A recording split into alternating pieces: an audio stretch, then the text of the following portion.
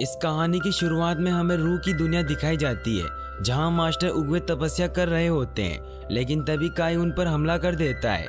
काई उगवे का दोस्त होता है। उगवे काई से कहते हैं कि हमारी लड़ाई तो 500 साल पहले ही खत्म हो चुकी है, लेकिन काई वापस से लड़ाई करने का कहता है।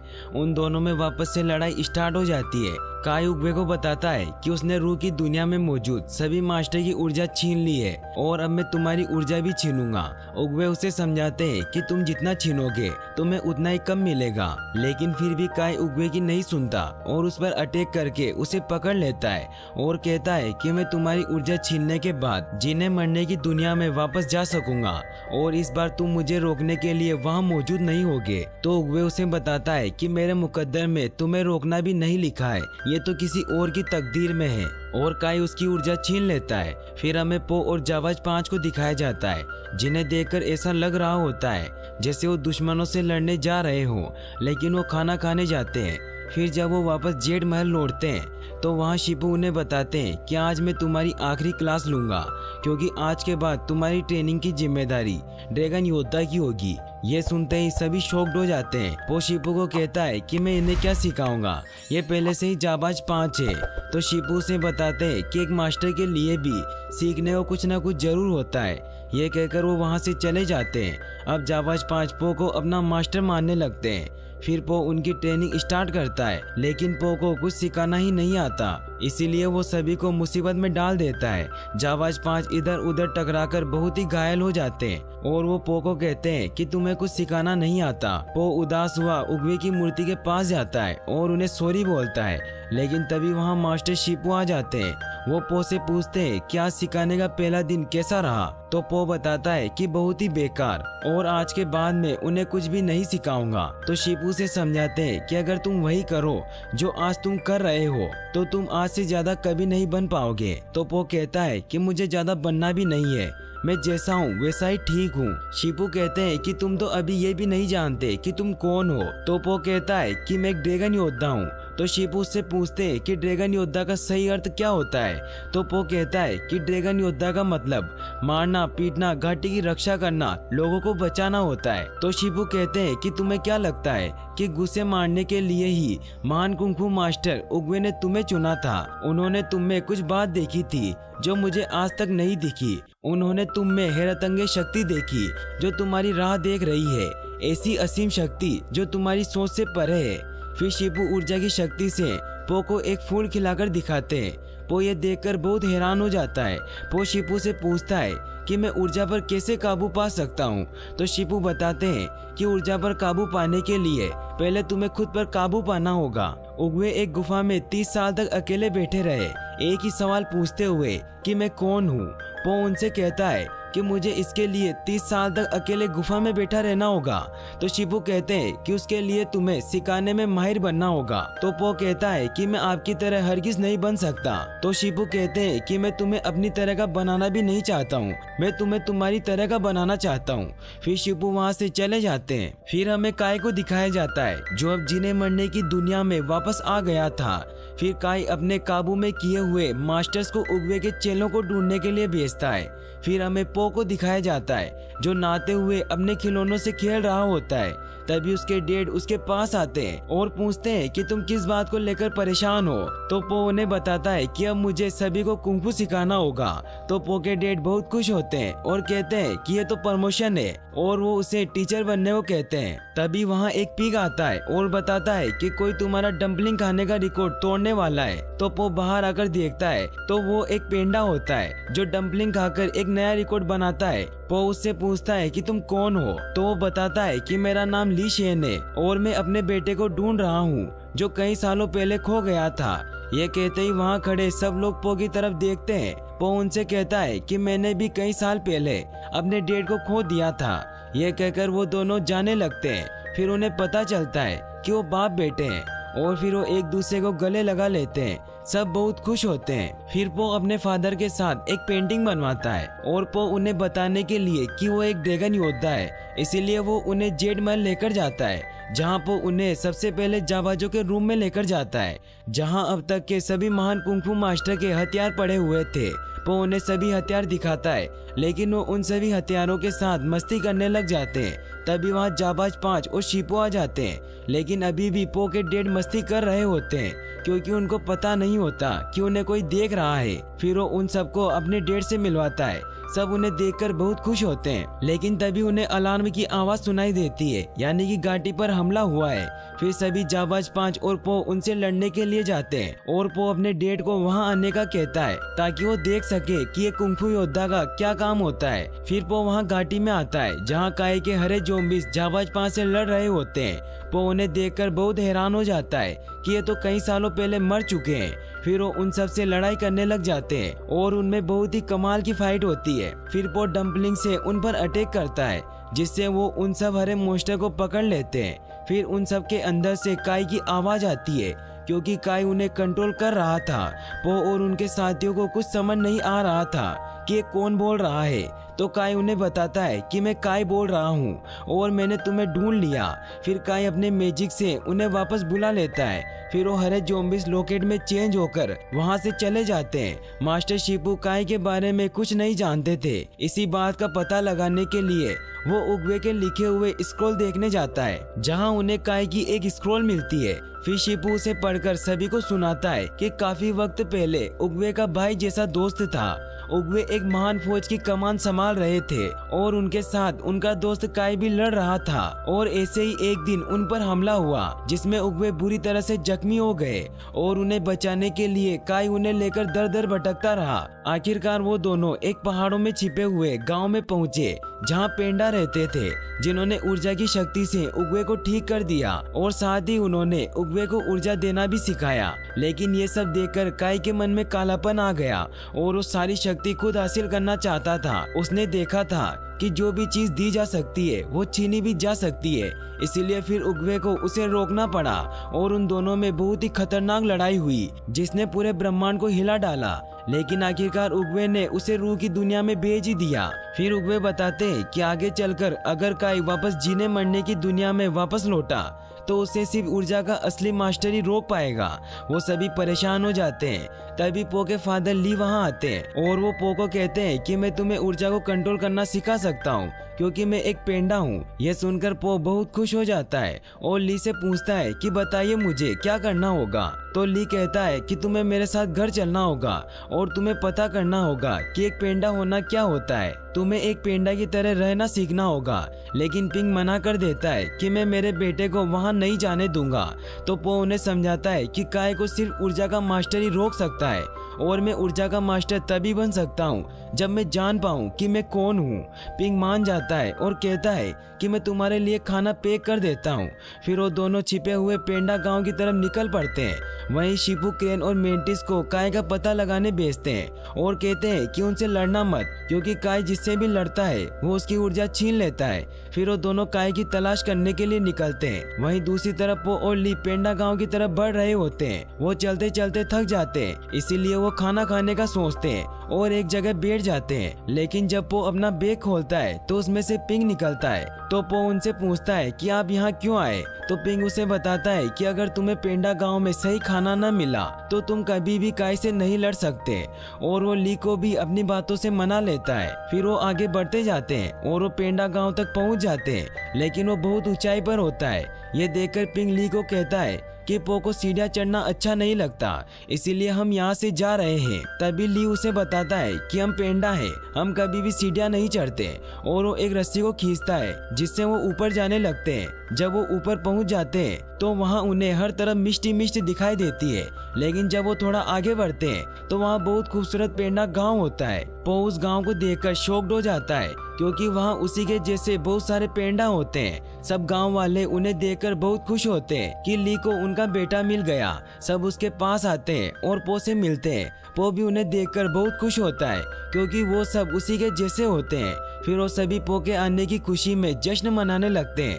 वो सभी साथ बैठकर खाना खाते हैं। फिर मई पो के आने की खुशी में डांस करने लगती है क्योंकि वो एक रिबन डांसर होती है। वो सभी बहुत खुश होते हैं। फिर हमें क्रेन को दिखाया जाता है जो काई की तलाश कर रहे होते हैं। तभी उन्हें मास्टर बेयर, मास्टर चिकन और मास्टर क्रोक दिखाई देते हैं। क्रेन उनसे पूछता है कि आप यहाँ क्या कर रहे हैं, तो वो बताते हैं कि अरे ज़ॉम्बीज़ ने हमारे गांव पर हमला किया, इसीलिए हम उनके पीछे यहाँ आए हैं।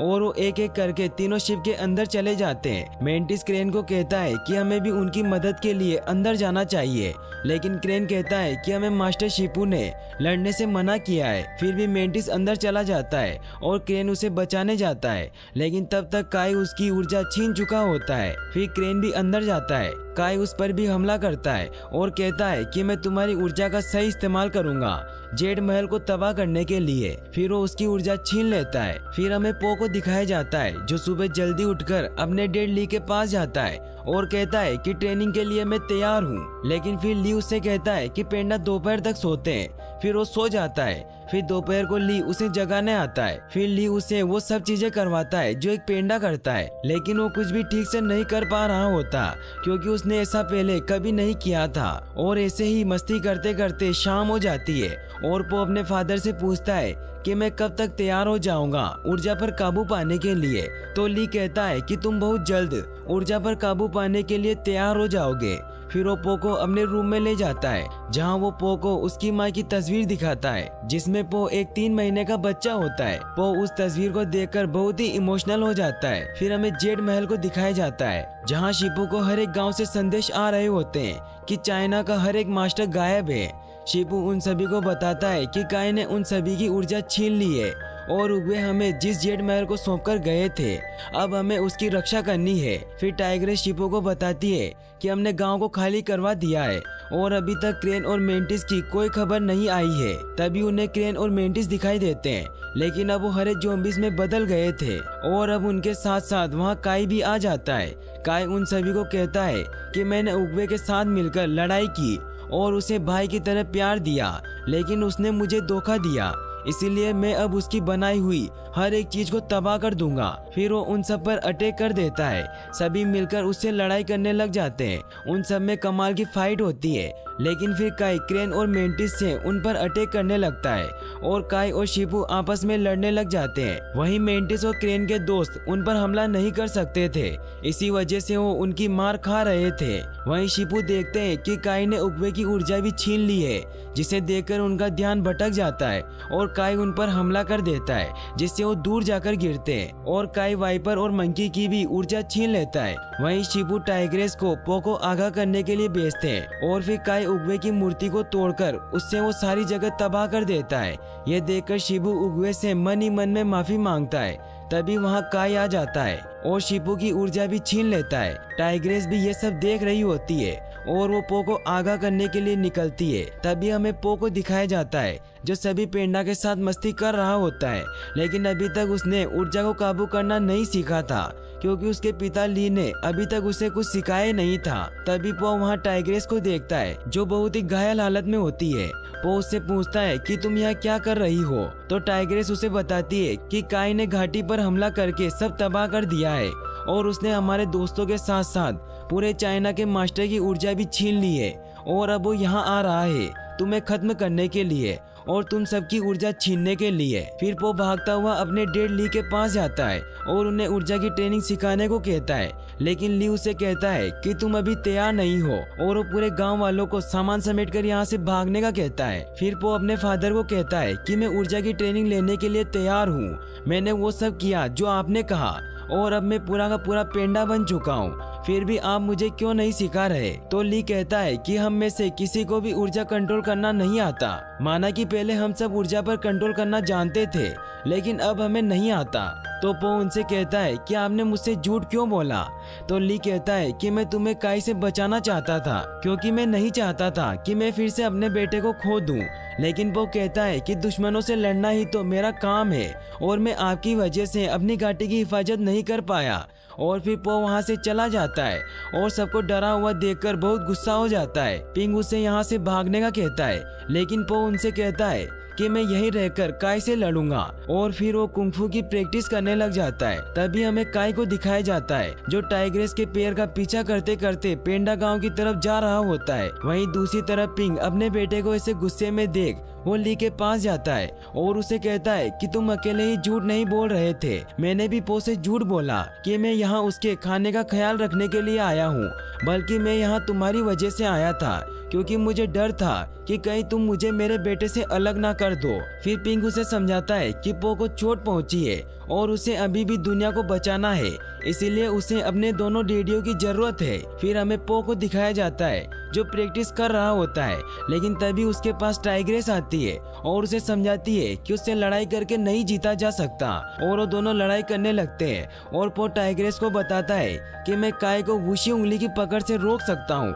तो टाइग्रेस उसे कहती है कि उसके पास हरे योद्धाओं की फौज है और वो उनकी मदद से हर तरफ देखता रहता है, जिससे तुम कभी भी उसके पास नहीं पहुंच पाओगे, इसीलिए काय को सिर्फ ऊर्जा का मास्टर ही रोक सकता है। तो पो उसे कहता है कि मैं ऊर्जा का मास्टर नहीं हूँ और वो बहुत परेशान हो जाता है और कहता है कि तुम सही हो, मैं ना तो उसे रोक सकता हूँ ना ही उसकी फौज को। तभी ली उसके पास आता है और कहता है कि हम सब मिलकर तुम्हारी फौज बनेंगे, लेकिन पो उनसे कहता है कि आपको तो कुंफू का फू तक नहीं आता। तो ली उसे कहता है कि तुम हमें कुंफू सिखाओगे और हम सब तुम्हारी तरह बन सकते हैं। यह कहते ही पो को शिपू की बात समझ आ जाती है कि मुझे आपको मेरी तरह नहीं बल्कि आपको आप ही की तरह बनाना होगा। शिपू की यह बात समझकर पो बहुत खुश हो जाता है और अपने दोनों डैडियों को हक कर लेता है और पो पूरे जोश से कहता है कि मैं अब तुम सबको कुंफू सिखाऊंगा। फिर पो सभी पेंडा को कुंफू सिखाने लगता है। वो उन सभी को उन्हीं चीजों से कुंफू सिखाता है जो चीजों को वो बहुत ही अच्छी तरीके से करते हैं। फिर धीरे धीरे पो उन सभी को उन्हीं की स्किल्स से कुंफू सिखा देता है और अब उनकी फौज तैयार हो जाती है। फिर पो उन सभी को प्लान बताता है कि तुम सभी को उन हरे ज़ॉम्बीज़ का ध्यान भटकाना है ताकि मैं काय के पास जाकर उसे वुशी उंगली की पकड़ से मार सकूं। फिर उन्हें काय की आवाज सुनाई देती है और काय वहां आ जाता है और पो उसे अपनी बातों से पकाने लगता है, जिससे गुस्सा होकर काय अपने हरे ज़ॉम्बीज़ को उनको पकड़कर लाने को भेजता है। फिर पो सभी पेंडा को हरे ज़ॉम्बीज़ पर हमला करने का कहता है, जिससे अब सभी पेंडा उनके साथ बहुत ही फनी फाइट करते हैं और उन्हें हराते जाते हैं। कोई उन्हें रिबिन से फाइट करके हराता है तो कोई लोटपोट होकर उन पर हमला करता है, यहाँ तक कि बच्चे भी उन पर हमला करते हैं। लेकिन तभी शिपू पो पर हमला करने लगते हैं, लेकिन पो अपने गुरु पर हमला नहीं कर सकता था, इसीलिए उसके दोनों डैडी शिपू को रोकते हैं और पो बर्फ का गोला बनाए काय पर हमला कर देता है और उसको उसकी वुशी उंगली की पकड़ से मारने लगता है। लेकिन काय पर इसका कोई असर नहीं होता।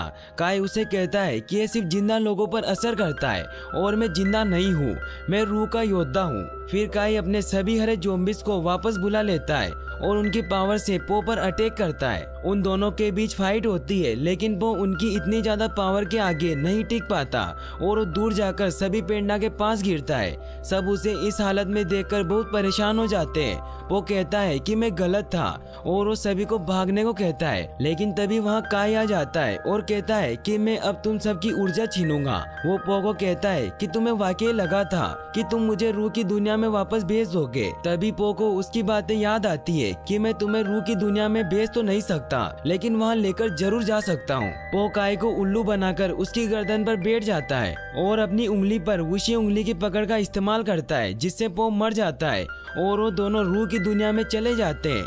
अब वहाँ पर पो के अंश के रूप में सिर्फ फूल ही रह जाते हैं। सब बहुत दुखी होते हैं। फिर हमें रूह की दुनिया में पो और काय को दिखाया जाता है। पो रूह की दुनिया में आकर बहुत खुश होता है। काय उस पर बहुत गुस्सा करता है और उस पर हमला करके उसकी भी ऊर्जा छीनने लगता है। वहीं दूसरी तरफ वो देखते हैं कि वो फूल मुरझा रहे हैं। ये देखकर ली सभी को वहाँ बुलाता है और वो सभी पो को ऊर्जा देने की कोशिश करते हैं और वो इसमें कामयाब हो जाते हैं, जिससे अब पो की शक्तियाँ बढ़ने लगती है, जिससे अब वो बहुत ही ताकतवर हो जाता है, जिससे अब वो एक ड्रैगन योद्धा में चेंज हो जाता है। और अब वो इतना ताकतवर होने की वजह से वो काय से बहुत ही फनी फाइट करने लग जाता है। वो काय को बहुत मारता है, लेकिन काय फिर भी हार नहीं मानता। तो पो उसके अंदर अपनी सारी पावर डाल देता है, लेकिन काय इतनी सारी शक्तियों को काबू नहीं कर पाता और वो हमेशा के लिए मर जाता है, जिससे अब सब उसके केस से आजाद हो जाते हैं और सभी बाहर आ जाते हैं। लेकिन पो नहीं आता क्योंकि वो उगवे से मिलने जाता है, क्योंकि अब वो पूरी तरीके से ड्रैगन योद्धा बन चुका था। उगवे भी उसे देखकर बहुत खुश होते हैं और उसे कहते हैं कि तुम ही मेरे असली वारिस हो, और वो उसे अपनी छड़ी दे देते हैं। फिर पो वापस जीने मरने की दुनिया में चला जाता है। सब उसे देखकर बहुत खुश होते हैं और उसे हक कर लेते हैं। फिर शिपू उससे पूछते हैं कि तुम्हें ये छड़ी किसने दी, तो पो बताता है कि मुझे उगवे ने दी है, क्योंकि अब मैं ऊर्जा का मास्टर बन चुका हूँ। फिर अब पो सभी को ऊर्जा को कंट्रोल करना सिखाता है। अब पो एक अच्छा मास्टर बन जाता है और यहीं पर मूवी एंड हो जाती है। और गाइस, अगर आप ऐसी और वीडियोस देखना चाहते हैं तो डिस्क्रिप्शन में दी गई लिंक्स पर क्लिक करके वॉच कर सकते हैं। और वीडियो को लाइक और चैनल को सब्सक्राइब करने के लिए आपका तहे दिल से शुक्रिया। Thanks for watching.